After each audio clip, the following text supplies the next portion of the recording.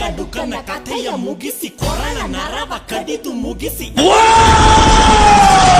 ಬೀದಿಲಿ ನರ ಕತ್ತರಿಸಿ ಕೀಟದಂಗೆ ಹೊಸಕಿ ಬಿಡಲು ಬಿಸಿಯ ರಕ್ತ ಬಸಿತು ಬಿಡಲು ತುಂಡು ತುಂಡು ತುಂಡರಿಸಲು ತಪ್ಪುಗಳ ತಲೆ ಕಡಿಯಲು ಅಬ್ಬರಿಸುತ್ತ ಬೊಬ್ಬಿರಿಯುತ್ತ ಬಲಿಪೀಠ ಅಣಿ ಮಾಡಿರುವೆ.